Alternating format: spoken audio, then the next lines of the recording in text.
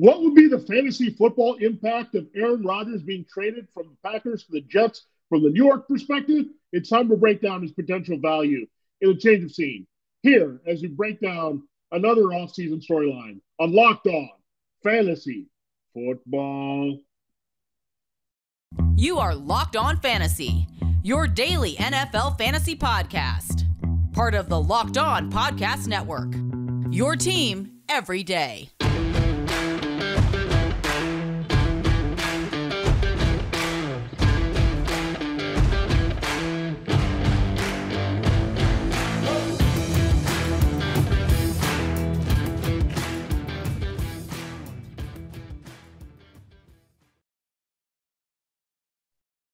Greetings, everyone, and welcome to another edition of the Locked On Fantasy Football Podcast. As usual, I'm your host, Vinnie Iyer. Remember, after this, I'm writing about NFL and fantasy football for sportingnews.com. Come to the site. We're getting you ready for free agency. That's going to go nuts there starting Monday. We'll have the legal tampering period. The new league year starts next Wednesday, but we'll have a lot of movement. We'll have some clarity, more clarity on the quarterback situations, the top free agents out there. We're getting close on a resolution with Aaron Rodgers.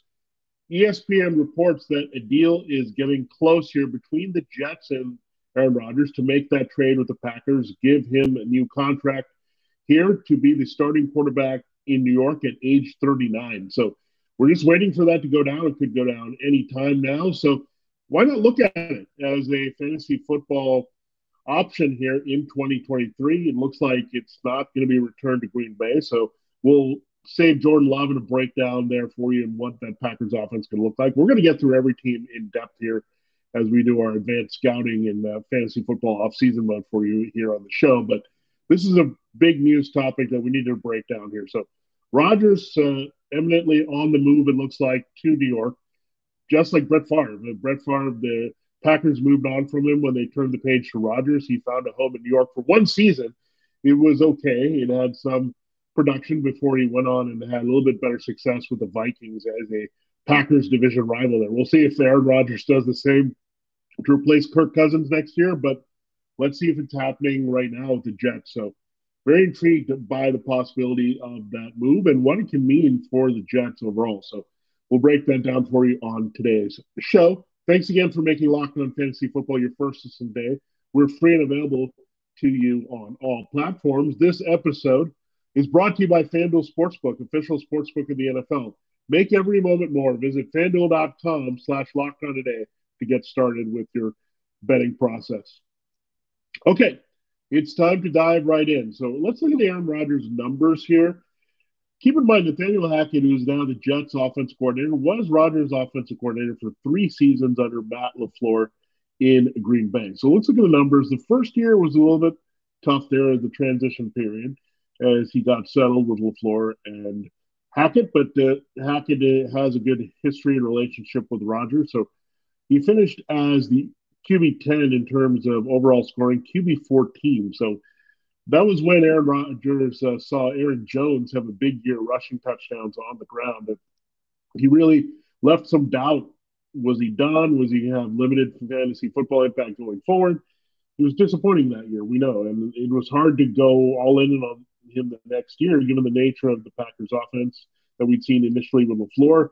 A lot of Aaron Jones in there dominating and scoring, but we know scoring is fickle in this league, especially if you're running back, that tends to regress to the mean and go down, and then the touchdowns go back up for the quarterback. So that's exactly what happened, but in a big way. Rodgers finished as QB3 overall, QB6 in average scoring there in year 2 under Hackett and LaFleur. So big jump there as he got absorbed into the offense. Threw big-time touchdowns, racked up the totals there. That's when he had Devontae Adams.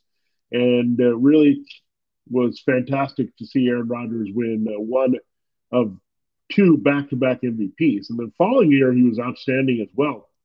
He finished as the QB6 overall and QB8 on the board. So we didn't know what we were going to get here in 2023 or 2022, I should say, without Devontae Adams, and we thought there could be a bit of a regression adjustment. Rodgers seemed a little bit disinterested the way he was playing once he got the adjusted contract to stay there and get that money he wanted for one more year. It just wasn't the Sam Rodgers here. So he finished as QB13 overall, 29th in average scoring. So they were struggling to force the transition without Adams, trying to figure out the roles of the rookies, Christian Watson and Romeo Doubs. You also had Al Lazard was a touchdown machine, a little bit touchdown dependent on that. Not a lot of big yardage. Their games were, again, the running game took over with Aaron Jones and A.J. Dillon, and Rodgers didn't do too much. So it's in that transitional period. The first year was new coordinator, new head coaching staff, and that kind of messed things up right away. Then last year, losing Hackett, that was a big factor as well, and Adams. So that the 1-2 punch was a gut punch for Rodgers. So Hackett went on to be the head coach of the Broncos. They thought they were going to be trading for Aaron Rodgers and trade for Russell Wilson instead. And then we know the disaster that happened between Hackett and Wilson. But Hackett and Rodgers have had a strong relationship here as offense coordinator, mentee for him. So good. Rodgers is going to deliver when he likes who he's working with. And he liked that combination for a while. It took a while to get adjusted to LaFleur, but I think Hackett eased that transition. He lost Hackett, and then it was very difficult last year without his go-to wide receivers. He had to work through those young receivers, namely Watson and Doubs here. So that was a concern. The tight end, Robert Tonyan, was also hurt. You didn't see them also use Aaron Jones enough in the passing game either. I just didn't see that there to take pressure off Rodgers. So everything kind of added up and piled up against Rodgers and his scoring here. So that's our concern. And part of it is maybe wear and tear. He's now 39 years old, so there's that concern. But definitely the young receivers had something to do with that there in the transition period for Rodgers. And Rodgers is a guy that likes to have things the way he would like them and status quo to his liking. So that was not the case in Green Bay last year. And the injuries and things like that slowed him down around him and then for him. So I just didn't see the same Aaron Rodgers last year.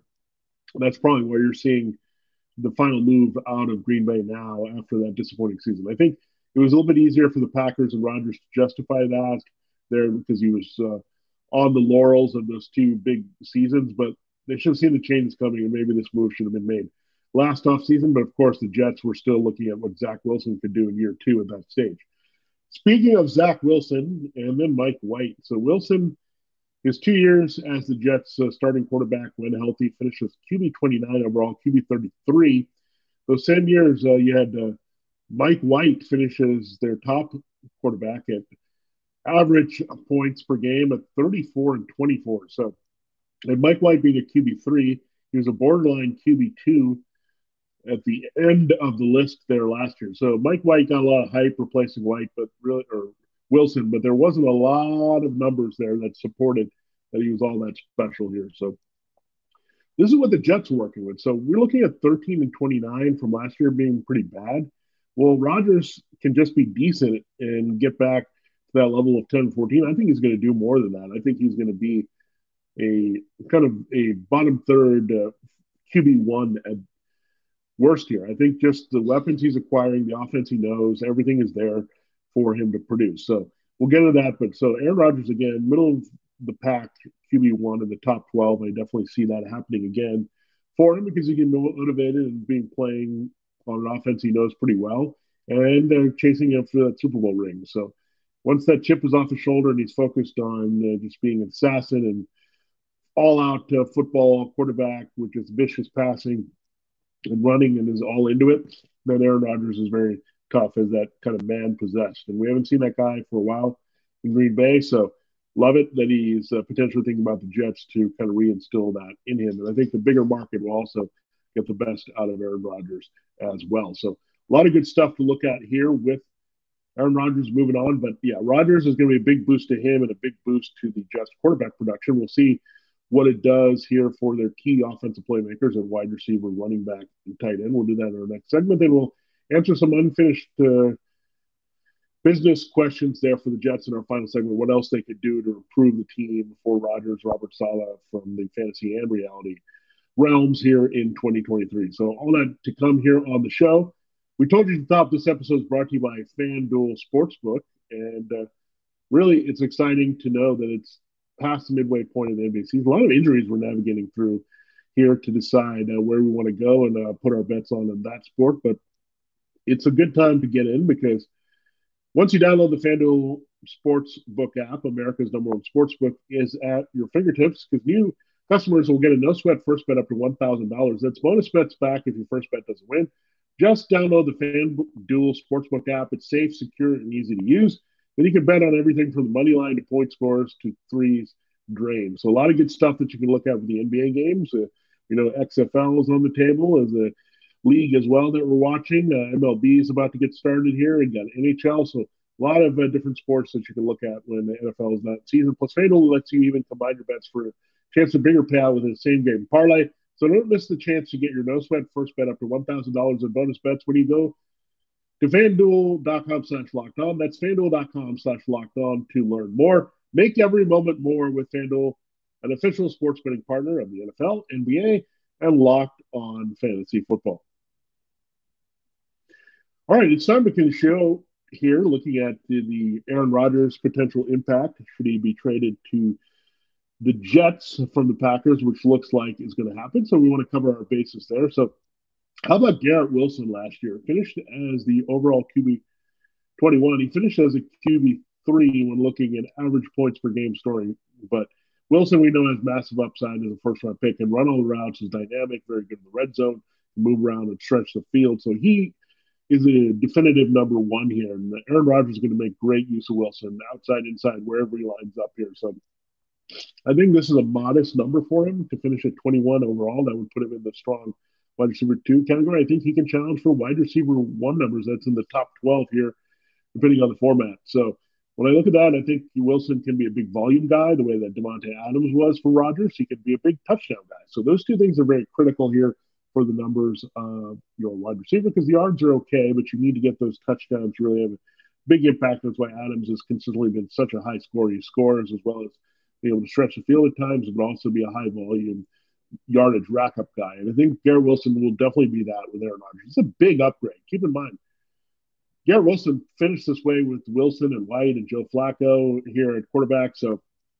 when you get Rodgers in there, he's going to treat him, roll out the red carpet for him like Adams and really treat him that way. And Garrett Wilson should be treated that way. He's that type of dynamic receiver. I thought they did pretty well with scheming him open last year. Hackett will do a pretty good job with him this year. So love it. So again, on the rise here for Garrett Wilson, he gets a break free from Zach Wilson and really pushes up the production. Now, Elijah Moore, as a rookie a couple of years ago when he was their default number 1 receiver, I thought he could have a big second year. But Wilson came over, took the league by storm, became their number 1. Moore did not see eye to eye with Zach Wilson or with their old offense coordinator, Mike LaFleur.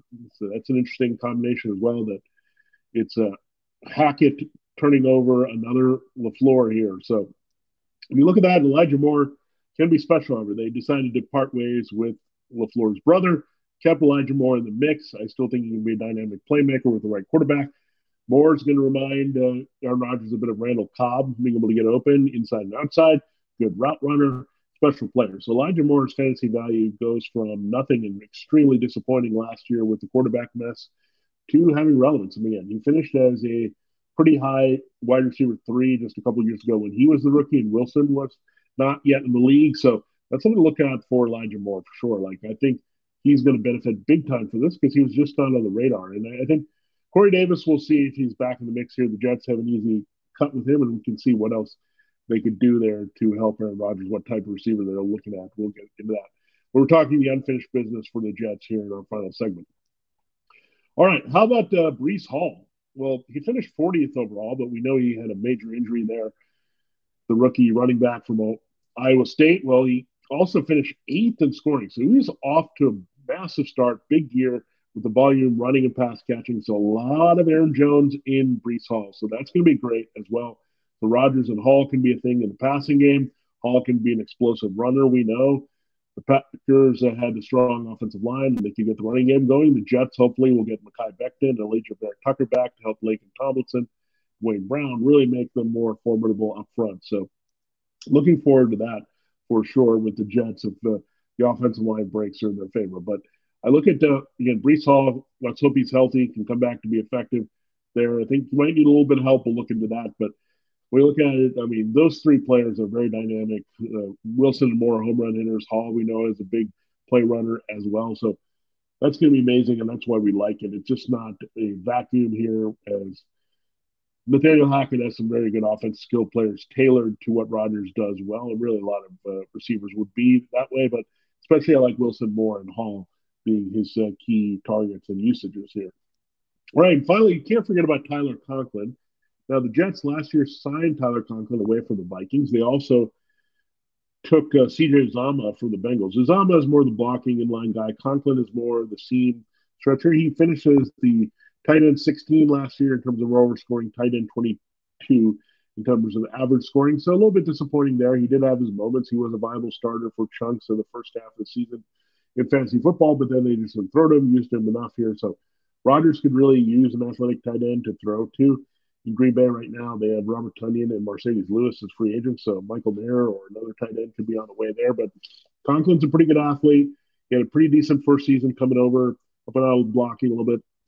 Uzomah's pretty good, so they can use the 12 personnel when needed to create some RPO wrinkles here. And if they don't want to stretch the field with 3 wide receivers and have Wilson and Moore and 2 tight ends, they can do that as well. So really like Tyler Conklin being a fit as well with Aaron Rodgers. Good pickup last year. And the real thing we're going to look for is they get aggressive to get more tight end help, to get more receiving there.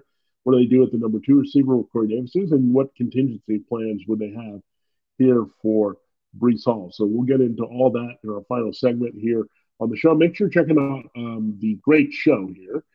That is Locked On NFL Draft. David Parson, Keith Sanchez, good stuff all around about the draft. It's called Locked On NFL Draft. Pretty easy to find, just like this show. You can find it there wherever you get your podcasts and on YouTube. So check it out. Draft Insight is going to be huge here over the next couple of months as we work to April 27th, the first round of the 2023 draft from Kansas City. All right, it's time to close the show looking at some unfinished business the Jets have. So, yeah, good foundation in place. Number one is getting that offensive line healthy, getting those guys up front, have some bit of a continuity up there, reestablish the balance. So with that, I think they need to also look at a complimentary back to Hall and a contingency for Hall as he comes off a major injury here. So we'll see where they go. I think with Hall's pass catching ability, you could look at a Devin Singletary or Miles Sanders there, putting them in the mix here as a veteran running back to kind of balance that out. Or you could look at David Montgomery here because they both went to Iowa State. There's some of that connection there that you could go with that have a Montgomery type Hall combination here. So something to look at as a contingency there. The Jets can also move on from Corey Davis pretty easily. They can get some cap relief. The 4th overall pick at one point from the Titans was useful a couple of years ago, but then Moore came on. Davis couldn't stay on the field. That's been his issue there going back for a while with the Titans. So disappointing player. Said 4th overall, I think he was in the top 10. But overall, when you look at it, Corey Davis has been rather disappointing where he was drafted for a different team. So I think they could easily move on from him. They could think about a receiver at number 13 overall in the draft. They could also be in play for Mayer if they want to have a special group with Conklin and Mayer and have Uzomah more in a swing backup role. So that's something they can look at. You also have Dalton Kincaid there out of Utah who can make plays out of tight end. But wide receiver is a good wheelhouse there because it opens the door for Jordan Addison and Jackson Smith and Jigba and Quentin Johnston there for that pick. So that would be great. I think Johnson would be ideal. He's that big outside target that's Corey Davis's size. So I would opt for him if I'm the Jets. And I think you'll probably see Jordan Addison or receiver go at number 12 anyway to the Texans. So when you look at that, I think when the Jets are on the clock, they need to think of more offensive playmakers. We know their defense is pretty loaded. They had the picks last year with Ahmad Gardner and Jermaine Johnson. Some of the players, Gardner was the Rookie of the Year for the Sporting News, great defensive player right away, shut down corner. The sauce was there with Ahmad Gardner, and then you had pretty good return from DJ Reed, their other acquisition, as well as Jordan Whitehead. So this Jets defense is legit under Robert Saleh, so we've got to get some complementary pieces there, but really get that offensive line healthy, get a support for Hall here in the power game, and get that one more receiver and an upgrade with fresh legs away from Davis, and then look for maybe potential impact tight end here if they want that in the draft, more of an inline guy. So that's why I think Mayer would be good because I think you can have different possibilities with 11 and 12 personnel if he's in there. He's such an inline guy that can help Conklin maybe move out and get down the seam. So some things that can definitely come from Nathaniel Hackett and this offense, and I'm really pleased if this would come through for the Jets because I think it's going to be great for them. all their offensive skill players for Rodgers, Hackett. I think everything is going to turn out a lot better here than what we saw with Russell Wilson going with Hackett to Denver.